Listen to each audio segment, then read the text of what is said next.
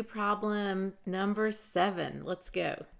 This one involves Coulombic forces. So which substance is likely to have the highest boiling point in each pair? Okay, so boiling point is our hint here.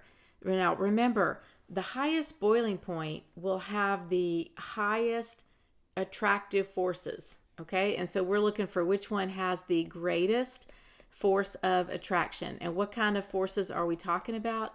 Coulombic forces. So I took the liberties of writing down Coulomb's law. So the force of attraction between charged particles, and by the way, these are all ionic compounds, so they all are held together by electrical attraction. It is a constant times Q1 and Q2. Those are the charges. So in other words, the magnitude of the charge. It doesn't matter if it's positive or negative, but the magnitude. In other words, a +1 or a +2. +2 will give you a greater attractive force. And then on the bottom is distance squared. And so the greater the distance, the smaller the Coulombic forces. All right, so let's look at the first one. What are we actually comparing? So oxygen, oxide is the same. So what we're looking at is sodium is a +1 and calcium is a +2. So guess what? Calcium wins, right? Because the greater the charge, the greater the attraction, higher the boiling point. Easy. All right, the next one we've got, well, let's compare charges here. +1, -1, +1, -1. So the charges are the same, so it can't be that. It has to be the distance, okay? So we're looking at the size of these ions. So fluorine is smaller than chlorine, okay? And so if it's a smaller distance, what does that do?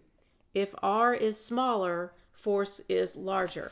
And so the one that is the smaller is going to be the higher boiling point, okay? And so the reason here is because it is a smaller ion. All right, and here the first one was charge. Okay, now the last one, we are going to look at our charges here. So I see a +1, a -1, +2, -1. And so I'm thinking, ooh, strontium is a +2 ion. It's got to be the charge, greater force, okay? But I want to look at the size of these things as well, because you may say, well, rubidium is larger than, actually they're about the same size. So size of rubidium and strontium, not a big deal. But what about chlorine and bromine? Chlorine is smaller. So could that be enough to offset the larger charge? Nope. We're going to go with the larger charge because it's going to double the force. Okay, and so here it is the charge. So twice we saw charge, once we saw distance. Coulomb's law, it's two things, charge or distance between. Hope that helps. You can do chemistry.